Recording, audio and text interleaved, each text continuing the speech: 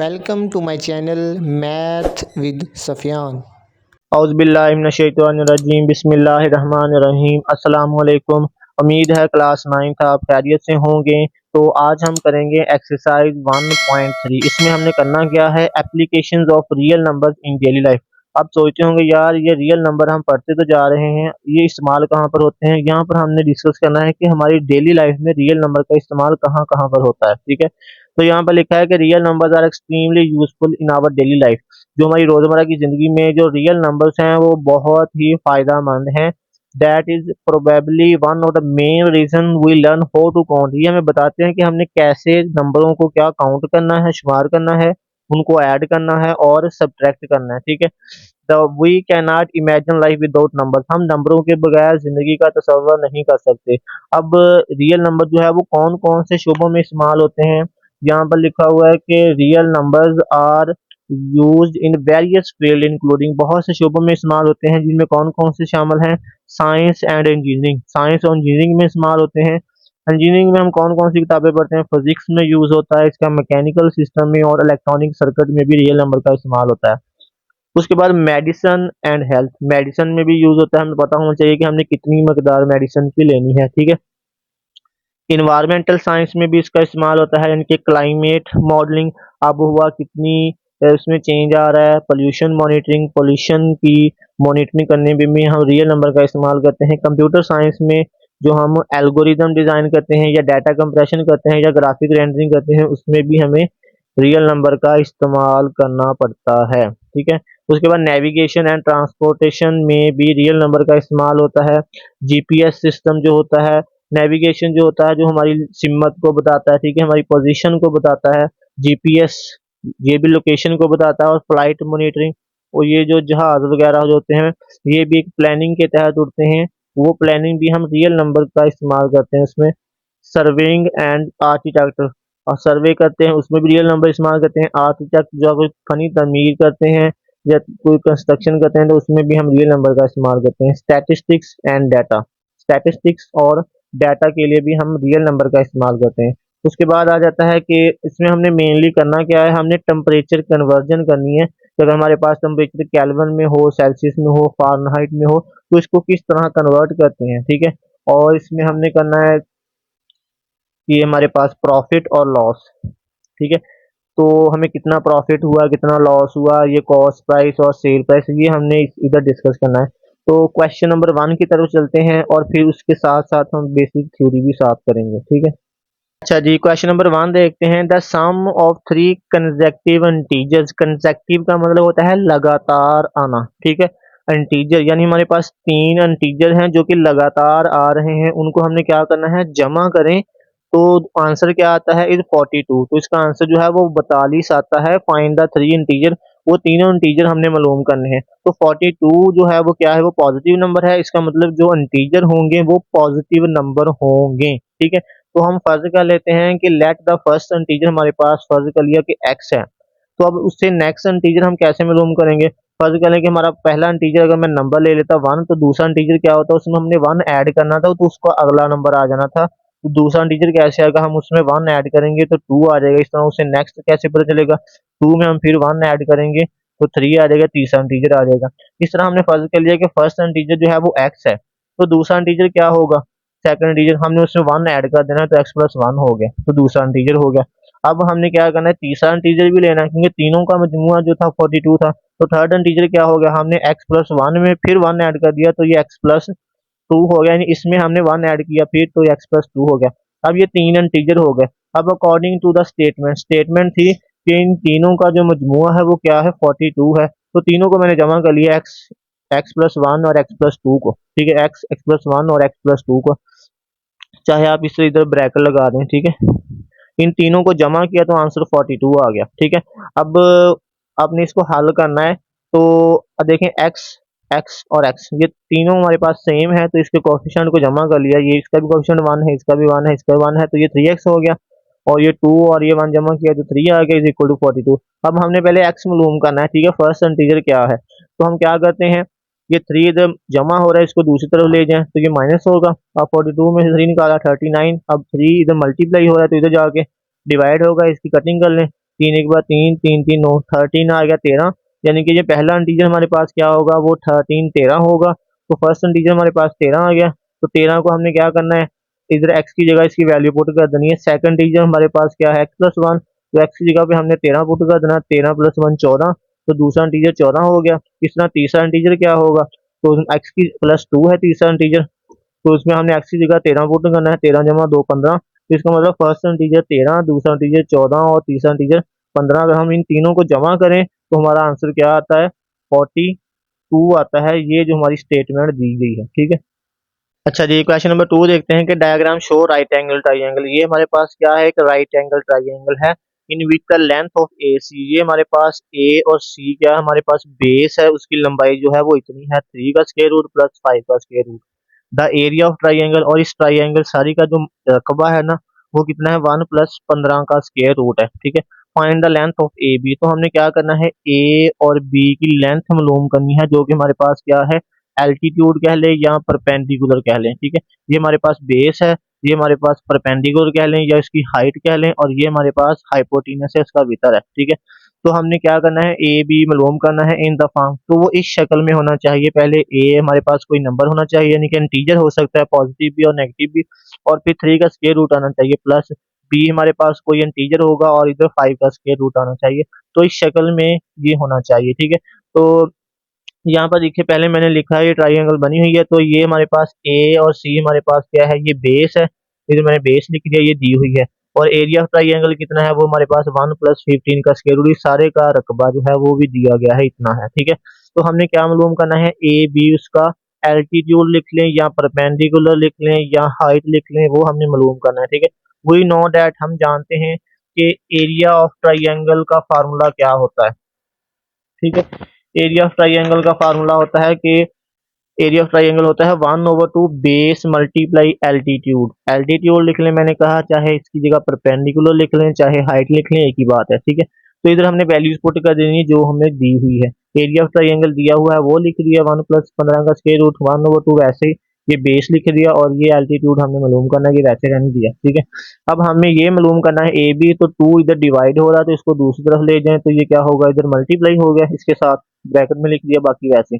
अब ये A B इधर ए बी के साथ ये वाला इतना एक्सप्रेशन मल्टीप्लाई हो रहा है, तो इसको दूसरी तरफ ले जाएं तो ये क्या होगा, डिवाइड होगा, तो ये बटे में आ गया सारा। अब इसको हमने क्या करना है, रैशनलाइज करना है, जो हमने पीछे 1.2 की थी, ठीक है। इसके कॉन्जुगेट से मल्टीप्लाई करना है, 3 का स्क्वायर रूट प्लस 5 का स्क्वायर रूट है, ठीक है। इसका कॉन्जुगेट क्या आएगा, इसका साइन चेंज कर देना है, ये इधर माइनस इधर भी माइनस, ऊपर वाले को भी मल्टीप्लाई कर दिया नीचे वाले से भी, ठीक है। ए बी वैसे। अब 2 को मैंने वैसे रहने दिया, इन दोनों को मैंने ब्रैकेट में लिख दिया, ठीक है। मल्टीप्लाई करना है इन दोनों को और इन दोनों को भी, ठीक है।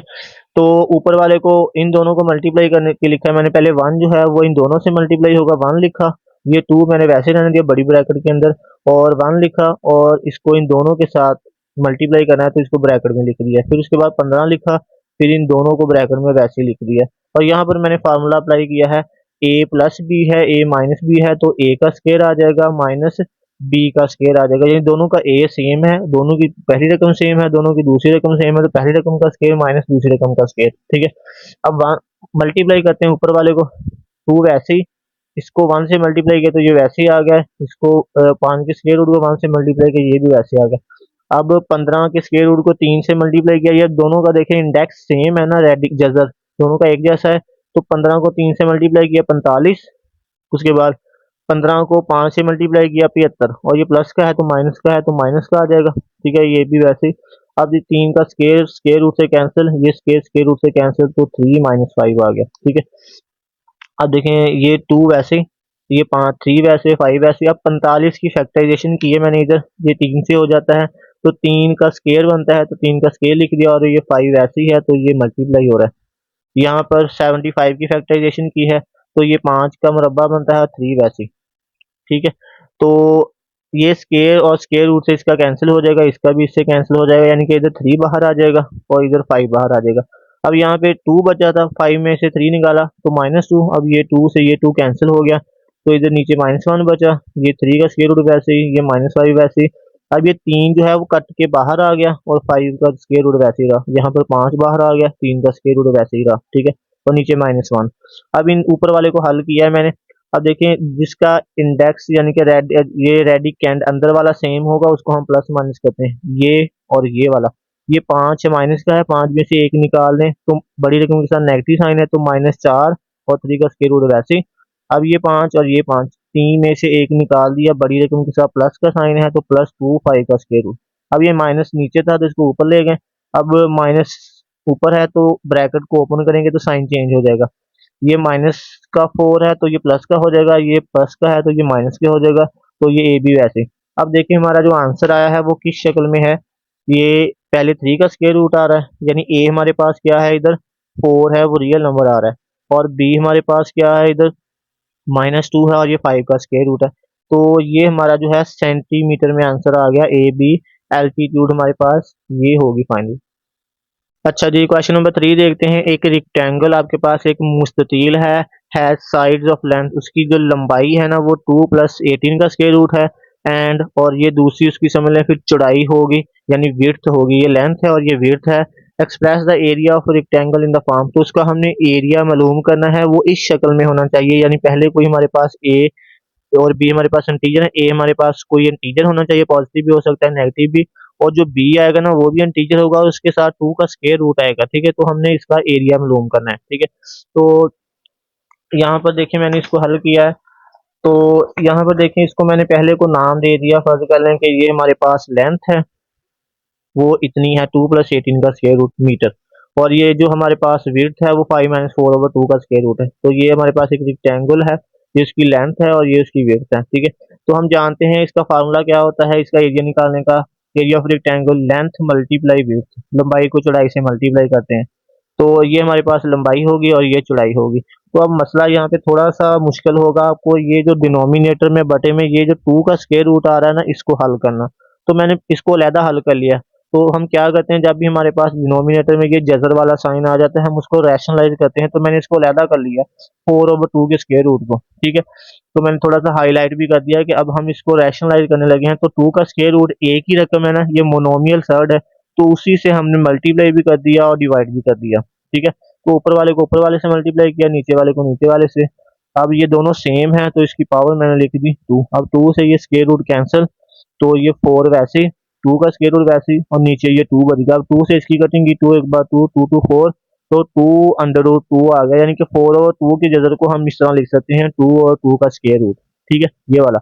अब यहाँ पे इसकी वैल्यू पुट कर दी, यहाँ पर इसकी वैल्यू मैंने पुट कर दी 2 × 2 का स्क्वायर रूट। अब इनको मल्टीप्लाई कर दिया। ठीक है, पहली रकम जो है वो पहले के साथ मल्टीप्लाई होगी, फिर दूसरे के साथ, फिर दूसरे वाली पहले के साथ, और फिर दूसरे के साथ। तो पहले मैंने 2 लिखा और फिर ये सारी रकम वैसे लिख दी। उसके बाद +18 का स्क्वायर रूट लिखा और फिर ये सारी रकम दोबारा वैसे लिखी। अब मल्टीप्लाई करें, 5 2 10। ठीक है, अब 2 को 2 से मल्टीप्लाई करना है तो 4, और ये 2 का स्क्वायर रूट वैसे ही। साइन भी आपने याद रखना, ये प्लस का है ये माइनस का है, तो प्लस माइनस से मल्टीप्लाई होगा तो माइनस ही आएगा। ठीक है, तो उसके बाद 18 का स्क्वायर रूट 5 से मल्टीप्लाई होगा, दोनों प्लस के हैं तो 5 बाहर आ जाएगा और 18 का स्क्वायर रूट अंदर रहेगा। अब ये प्लस माइनस से मल्टीप्लाई होगा तो माइनस।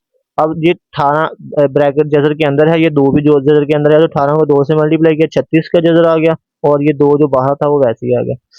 अब 10 वैसे ही, ये भी वैसे ही। अब 18 की फैक्टराइजेशन की है इधर, यहाँ पर इसी में आ जाती है 18 की, तो 2 एक बार आ रहा है, 3 2 बार आ रहा है, 3 का स्केल लिख दिया, 2 वैसे ही। 36 की करें तो 2 2 बार आ रहा है, 3 भी 2 बार आ रहा है, तो 2 का स्केल और 3 का स्केल। ठीक है, अब ये भी वैसे ही, ये भी वैसे ही, ये भी। अब ये स्केल से स्केल रूट कैंसिल हो जाएगा तो 3 बाहर आ जाएगा, 2 का जजर आ जाएगा, यहाँ से दोनों का जजर कैंसिल हो जाएगा, 2 का भी और 3 का भी, तो इसका भी स्केल रूट कैंसिल हो गया, इसका भी। अब ये भी वैसे ही, ये भी वैसे ही। अब 5 3 15 और 3 2 6 6 2 12। अब हमने इसको इकट्ठा करना है। पहले हम ये 10, ये -12 है, ये +10 है, 12 में से 10 निकालें तो माइनस का 2 आ गया। अब ये दोनों का देखें, ये जजर वाला सेम है तो इसके कोफिशिएंट प्लस माइनस होंगे। 15 में से 4 निकाला तो ये प्लस का 11 आएगा, क्योंकि बड़ी रकम के साथ पॉजिटिव साइन है। तो ये हमारे पास एरिया ऑफ रेक्टेंगल आ गया। किस शक्ल में आया हमारे पास, a + b2 का स्क्वायर रूट, तो ये इस शक्ल में है। a हमारे पास -2 है और b हमारे पास प्लस का 11 है और ये 2 का स्क्वायर रूट, तो ये उसका क्या हो जाएगा, रेक्टेंगल का एरिया हो जाएगा। अच्छा जी, अब क्वेश्चन नंबर 4 देखते हैं। फाइंड 2 नंबर्स, हमने 2 नंबर्स मालूम करने हैं होल सम, जिनको हम जमा करें तो हमारा आंसर 68 आए, और इनको डिफरेंस उनको माइनस करें तो हमारा आंसर 22 है, तो वो दोनों नंबर क्या होंगे, वो पॉजिटिव होंगे, क्योंकि उन दोनों को जमा करने से हमारा आंसर 68 आ रहा है और डिफरेंस करने से इसका आंसर 22 आ रहा है। तो हम फर्ज कर लेते हैं कि यार हमारा जो पहला नंबर है ना, फर्ज कर लिया पहला नंबर जो है वो x है, तो दूसरा नंबर क्या होगा, उसको हमने y का नाम दे दिया। ठीक है, अब अकॉर्डिंग टू स्टेटमेंट, स्टेटमेंट क्या थी कि उन दोनों को अगर हम जमा करें तो हमारा आंसर क्या आता है, 68 आता है, और इन दोनों उसको हमने इक्वेशन 1 का नाम दे दिया, उन दोनों को माइनस करें तो आंसर 22 आता है। ठीक है, तो अब हमने क्या करना है, इस दोनों को इस्तेमाल करना है और इसमें से x और y की वैल्यू निकालनी है। तो हम क्या करते हैं, देखें ये प्लस का है ये माइनस का है, अगर हम इन दोनों इक्वेशनों को जमा कर दें तो ये y कैंसिल हो जाएगा, तो x का आंसर आ जाएगा। यानी हमने y को खत्म करना है, तो y को खत्म कैसे करेंगे, सम इक्वेशन 1 एंड इक्वेशन 2 ऐड लिख लें या सम लिख लें। ठीक है, तो इक्वेशन 1 और 2 को ऐड किया, ये 1 है और ये 2 है, देखें ये प्लस का है ये माइनस का कैंसिल हो जाएगा, तो x और x कितना हो जाएगा 2x, और ये दोनों को जमा करें तो 90 आ जाएगा। अब 2 इधर मल्टीप्लाई हो रहा है, इधर आगे डिवाइड होगा, तो इसकी इससे कटिंग करें, 90 की 2 से तो 45 आ जाएगा, यानी x की वैल्यू 45 आ गई। तो अब हमने दूसरा नंबर भी मालूम करना है, पहला नंबर 45 हो गया, तो हमने क्या करना है, x की वैल्यू इक्वेशन 1 में पुट कर देनी है, पुट इन इक्वेशन 1। तो इक्वेशन 1 जो थी हमारे पास थी x plus Y is equal to 68, तो x की जगह पे हमने क्या कर दिया 45 लिख दिया और plus Y is equal to 68। अब 45 इधर जमा हो रहा है तो दूसरी तरफ जाके माइनस होगा, तो 68 में से 45 निकालें तो 23, यानी कि जो पहला नंबर है हमारे पास वो 45 आ जाएगा, दूसरा नंबर हमारे पास 23 आ जाएगा। इन दोनों को अगर हम जमा करें तो हमारा आंसर क्या आता है, 68 आता है, और इन दोनों को अगर माइनस करें तो आंसर 22 आता है। ठीक है, अच्छा जी, क्वेश्चन नंबर 5 देखते हैं। The weather in Lahore was unusually warm during the summer of 2024, यानी 2024 के मौसम गर्मा में जो लाहौर का जो टेम्परेचर था ना वो गैर यकीनी तौर पर क्या था, वो गर्म था। The TV TV news reported, जो टीवी की खबर है वो बताती है कि temperature was high as 48 Celsius, तो इसका टेम्परेचर जो था वो 48 सेल्सियस तक चला गया था। बाय यूजिंग द फार्मूला, इस फार्मूला को इस्तेमाल करते हुए कहता है कि इस ये सेल्सियस में है, find the temperature as Fahrenheit scale, तो इसको हमने फारेनहाइट में कन्वर्ट करना है। तो ये फार्मूला भी उसने दे दिया कि इसमें इसकी मदद से हमने इसको किस में कन्वर्ट करना है, फारेनहाइट में, यानी कि सेल्सियस को फारेनहाइट में कन्वर्ट करना है। तो यहाँ पर देखें हमारे पास फारेनहाइट में हमने टेम्परेचर मालूम करना है, यानी मैंने इधर एफ लिख दिया, फारेनहाइट ऊपर ये जो सर्कल लगा है ये टेम्परेचर को शो करता है। ठीक है, गिवन टेम्परेचर हमारे पास सेल्सियस में है, वही 9 हमें पता है कि Fahrenheit is equal to 9/5 Celsius plus 32, तो हमने सिंपली सेल्सियस जो आ रहा है इधर इधर उसकी वैल्यू पुट कर देनी है 48, तो सी की जगह पे इधर 48 पुट कर देना है। अब 48 को 9 से मल्टीप्लाई करना है, 432 आ जाएगा, 432 को 5 से डिवाइड करना है, डिवाइड करने के बाद आंसर आ गया 86.4। अब इस 86.4 को हमने में 32 जमा करना है तो 118.4, तो ये हमारे पास टेम्परेचर किस में आ गया, फारेनहाइट में आ गया कन्वर्ट होके। अच्छा जी, क्वेश्चन नंबर 6 है द सम ऑफ एजेस, सम का मतलब जमा करें, द एजेस ऑफ फादर, यानी फादर की उम्र को अगर हम जमा करें, एंड सन एज, और बेटे की उम्र को जमा करें, तो हमारा आंसर क्या आता है, 72 ईयर आता है। तो हम पहले इसकी इक्वेशन बना लेते हैं, फर्ज कर लिया let the age of father, हमने फादर की जो एज है उसको हमने एक्स का नाम दे दिया, और जो एज ऑफ सन है उसको हमने वाई का नाम दे दिया। अब स्टेटमेंट हमारे पास क्या थी कि इन दोनों को अगर हम जमा करें एक्स प्लस वाई तो हमारे पास 72 आता है, तो उसको हमने इक्वेशन 1 का नाम दे दिया। उसके बाद 6 ईयर अगो, 6 साल पहले, the father age was 2 times the age of son, 6 साल पहले जो वालिद की उम्र थी ना वो क्या थी, वो 2 टाइम्स थी, वो 2 गुना थी, किसका 2 गुना, एज ऑफ सन, उसके बेटे की एज का 2 गुना। तो 6 साल पहले उसके वालिद की एज की भी 6 साल कम हुई होगी और बेटे की भी, तो इधर मैंने लिखा है 6 ईयर अगो, 6 साल पहले फादर एज क्या होगी, फिर हमने एक्स में से 6 को निकाल दिया, यानी इसमें से एक्स 6 कम कर दिया, क्योंकि एक्स को हमने फादर की एज से ज़ाहिर किया था। ठीक है, ये एक्स में से 6 निकाल दिया, तो बेटे की एज में से भी 6 निकालना है, 6 ईयर अगो सन एज, इसमें से भी हमने 6 को निकाल दिया। अब अकॉर्डिंग टू स्टेटमेंट ये थी कि जो फादर की एज है ना वो क्या है, वो 2 गुना है, किसका 2 गुना, उसके बेटे की एज का। अब बेटे की एज को हमने किससे डिनोट किया है, y-6 से 6 साल पहले, तो ये क्या होगी, इसको हमने 2 से मल्टीप्लाई करना है, तो अकॉर्डिंग टू स्टेटमेंट ये फादर की एज है, और ये इसको हमने टू को मल्टीप्लाई किसके साथ किया, y-6 बेटे की एज के साथ, यानी इसको इससे मल्टीप्लाई करें तो फिर फादर की एज आती है। तो इसको अब हमने हल करके इक्वेशन 2 बनाना है, तो ये वैसे ही रहा, अब 2 को y से मल्टीप्लाई किया 2y, और 2 को 6 से मल्टीप्लाई किया 12, अब इसको हमने रीअरेंज करना है, इस शक्ल में लिखना है, पहले एक्स है फिर वाई है फिर इक्वल टू कोई नंबर आए, ठीक है। तो ये एक्स वैसे रहने दिया, 2y इधर प्लस का इधर आके माइनस का हो गया, ये -6 है तो उधर जाके +6 हो गया। अब 12 में से 6 निकाला तो बड़ी रकम के साथ नेगेटिव साइन है तो -6 आएगा, और ये x-2y वैसे, तो इसको हमने नाम दे दिया इक्वेशन 2 का। अब देखिए यहाँ पर हमने इक्वेशन 1 और इक्वेशन 2 का यूज करके ना इसमें से x और y की वैल्यू निकालनी है। तो हमें सिर्फ चाहिए बेटे की एज। उसके बाद उसने पूछा है कि what was the son age 6 year को, तो 6 साल पहले बेटे की उम्र क्या होगी। तो पहले हम बेटे की मौजूदा उम्र निकालेंगे क्या होगी, फिर हमें पता चलेगा, यानी y जो है पहले हम y निकालेंगे बेटे की एज अब कितनी है, और फिर 6 साल पहले कितनी होगी, ठीक है। तो यहाँ पर हमने इक्वेशन 1 और 2 का इस्तेमाल करना है और इसमें से x और y निकालना है फिलहाल। तो हम क्या करते हैं, पहले हम y निकालना है तो हम x को खत्म कर देते हैं। देखिए इधर x पॉजिटिव है इधर भी पॉजिटिव है, अगर हम इक्वेशन 1 और इक्वेशन 2 को माइनस कर दें तो x खत्म हो जाएगा, तो y का आंसर आ जाएगा, ठीक है। तो ऐसे ही मैंने किया, मैंने लिखा है subtract equation 1 from equation 2। Equation 2 में से इक्वेशन 1 को निकाला है, चाहे आप इक्वेशन 2 में से 1 को निकालें कोई फर्क नहीं पड़ेगा। ये इक्वेशन 2 है और ये इक्वेशन 1 है। जब हम माइनस करते हैं तो नीचे वाले के साइन चेंज कर देते हैं, ये प्लस का था तो ये माइनस का हो गया, ये प्लस का ये माइनस, ये प्लस का था तो ये माइनस का हो गया। अब ये माइनस का प्लस का कैंसिल, अब 2y माइनस का है और ये भी माइनस का है, दोनों को हमने प्लस करना है, साइन नेगेटिव रहेगा, -3y, इधर भी दोनों नेगेटिव हैं तो दोनों को प्लस करना है तो साइन नेगेटिव ही रहेगा। अब माइनस से माइनस कैंसिल, अब 3 इधर मल्टीप्लाई हो रहा है इधर जाके डिवाइड होगा, इसकी कटिंग कर लें, फिर 3 2 6 इधर 18 हो जाएगा, 6 3 18, तो y का आंसर हमारे पास क्या आ गया 26 ईयर ओल्ड। यानी कि ये जो आप y है हमारे पास क्या था, ये बेटे की उम्र थी, यानी कि वो 26 साल है।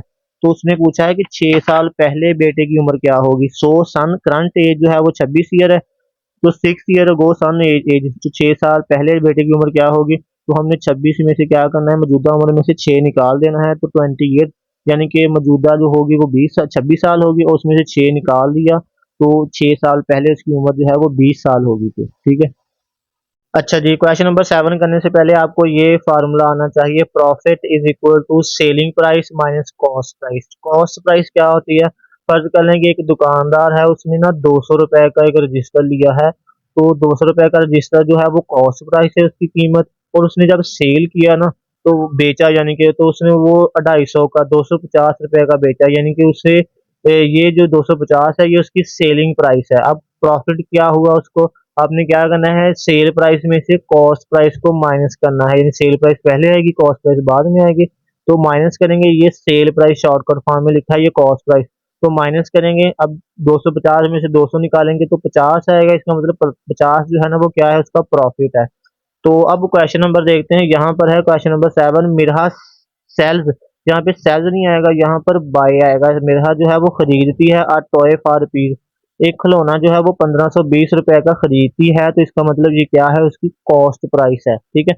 What well be the selling price, तो उसकी हमने क्या करना है, सेलिंग प्राइस मालूम करनी है, to be get at 15% profit, तो उसको 15% जो है वो मुनाफे के साथ वो इसको बेचती है, तो हमने उसकी सेल प्राइस मालूम करनी है। तो सबसे पहले हम देखते हैं कि यार ये 1520 का जो है वो 15% कितना बनता है, ठीक है।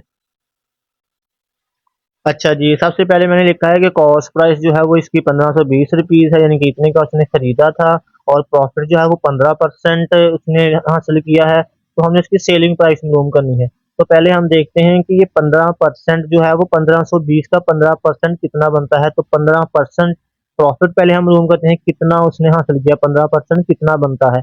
तो 15% की जगह पे नीचे हमने खत्म किया तो 100 आ गया, और उसको मल्टीप्लाई करना है हमने कॉस्ट प्राइस के साथ, ठीक है। तो अब इसकी कटिंग कर लें, देखिए ये जीरो से ये जीरो कैंसिल हो गया, इन दोनों की आप 5 से कर लें, 5 3 15, 5 2 10, फिर इन दोनों की 2 से कर लें, 2 1 बार 2, इसकी करें तो 7 2 14, इधर 12 हो जाएगा, फिर 6 2 12। अब 76 को 3 से मल्टीप्लाई करेंगे तो 228 क्या आ गया हमारे पास, उसका प्रॉफिट है। तो अब तो हमने तो मालूम करना था उसकी सेल प्राइस कितनी है, तो हम लिखते हैं वही 9, हम जानते हैं कि ये formula we know that profit क्या होता है, सेल प्राइस में से कॉस्ट प्राइस को माइनस करना। तो हमें कौन कौन सी चीजें मालूम है, हमें प्रॉफिट हमने निकालना है सेल प्राइस, तो ये कॉस्ट प्राइस इधर माइनस है तो इधर जा क्या हो जाएगा, ये प्लस हो जाएगा। अब प्रॉफिट जो है 228 है, उसमें से हमने कॉस्ट प्राइस प्लस करना है, तो रुपीज आ जाएंगे 1748, यानी कि ये इसकी क्या आ गई, सेलिंग प्राइस आ गई, यानी कि उसने उसने 228 रुपया जो है वो मुनाफा कमाया है, और 1748 का उसको सेल किया है। ठीक है। अच्छा जी, क्वेश्चन नंबर 8 देखते हैं। The annual income of Tayyab, Tayyab की जो सालाना इनकम है ना वो इतने पैसे है। ठीक है, कई ढाई सैकड़ा हजार 10,000 लाख 9,60,000 है। ठीक है।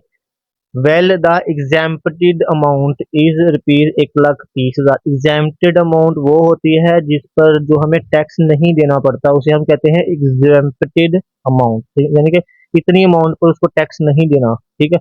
लेकिन अब ये जो है वो इससे बड़ी है, यानी कि 9,60,000 1,30,000 से ज्यादा है, तो इस पर उसने टैक्स देना है। तो how much tax would have to pay at the rate, तो उसने ये रेट बताया है कि 0.75% जो है, इस रेट पर वो कितना टैक्स देगा। ठीक है। इस पर तो टैक्स नहीं लगेगा, ये वाली अमाउंट जो है। ये इसमें से हम क्या करेंगे, ये जो एग्जाम्प्टेड अमाउंट है ये निकाल देंगे, बाकी जो बचेगी उस पे हमने बताना है कि 0.75% कितना टैक्स बनता है। ठीक है। तो क्वेश्चन देखते हैं, हमारे पास टैक्स रेट जो है वो 0.75% है। तो टैक्सेबल इनकम कितनी होगी, हमने एनुअल इनकम में से एग्जाम्प्टेड अमाउंट को निकाल देना है, यानी कि 9,60,000 में से 1,30,000 निकाल दिया तो ये 8,30,000 हो गया। यानी इस पे उसने टैक्स पे करना है, तो ये टैक्सेबल इनकम है। तो अब हमने टैक्स निकालना है, तो इसका फार्मूला क्या होता है, tax rate over 100 multiply taxable income. ठीक है। टैक्स रेट कितना है हमारे पास, वो 0.75 है। तो परसेंटेज को हमने खत्म करते हैं तो नीचे 100 लिख देते हैं। तो यहाँ पर 0.75 लिखा और परसेंटेज की जगह पे नीचे ये 100 लिख दिया, और टैक्सेबल इनकम कितनी है, वो हमारे पास 8,30,000 है। तो इसकी कटिंग कर ले, देखिए कटिंग करने से पहले हम शारी को खत्म कर लेते हैं। अगर आपने डायरेक्ट नहीं करना तो शारी के बाद देखिए दो हिस्से आ रहे हैं, तो हमने 1 के नीचे 2 जीरो लगा दिया और ये 100 ऐसे। अब ये 2 जीरो, ये 2 जीरो से कैंसिल, ये 2 जीरो, ये 2 जीरो से कैंसिल, तो 83 को 75 से मल्टीप्लाई करें तो टैक्स हमारे पास कितना आ जाएगा, 6,225 रुपीज उसने जो है वो टैक्स पे करना है। ठीक है। अच्छा जी, क्वेश्चन नंबर 9 है। Find the compound markup. Compound markup क्या होता है, यानी कि आपने ना किसी बैंक से फर्ज कर लें के पैसे उधार लिए हैं। ठीक है। समझ लें कि ये इतने पैसे जो है उसने उधार लिए हैं, तो आपने क्या करना है, फिर आपने उसकी पेमेंट जो है वो वापसी करनी होती है। वो रेट आपको बताते हैं कि इतना परसेंटेज आपने उसका यानी कि अजाफी देना होता है, जिसे हम सूद कहते हैं। तो ये जो हमारे पास जितनी हमारे पास अमाउंट हम लेते हैं ना, उसे हम कहते हैं प्रिंसिपल अमाउंट। Principal amount. तो ये जो हमारे पास है ना 3,75,000, ये प्रिंसिपल अमाउंट है। तो 1 साल के दौरान के लिए है, फॉर 1 ईयर, 1 साल के लिए। तो उसने 40% रेट के लिहाज से आपने बताना है कि उसका कंपाउंड मार्कअप, यानी कि उसने कितनी पेमेंट बाद में वापस करनी है, ये हमारे पास क्या है, प्रिंसिपल अमाउंट है। तो पहले हम इस अमाउंट का क्या करेंगे, 14% निकालेंगे, कितना बनता है। ठीक है। तो यहाँ पर देखें, पहले मैंने लिखा है कि हमारे पास प्रिंसिपल अमाउंट जो है वो इतनी है, रेट हमारे पास 14% है, एनुअली सालाना 1 साल का है। ठीक है। तो हमने कंपाउंड मार्कअप मालूम करना है, तो पहले हम देखते हैं कि इस रकम का 14% कितना बनता है। तो 14% मल्टीप्लाई प्रिंसिपल अमाउंट लिख ली। ठीक है। तो अब परसेंटेज को खत्म किया तो नीचे 100 आ गया। अब ये 2 जीरो से ये 2 जीरो कैंसिल, तो अब 3,750 को 14 से मल्टीप्लाई किया तो ये 52,500 रुपीज आ गया। तो ये हमारे पास क्या है, ये कंपाउंड मार्कअप है, जो कि इसको अजाफी देना पड़ेगा इस रकम के साथ। ठीक है। यानी 1 साल के लिए।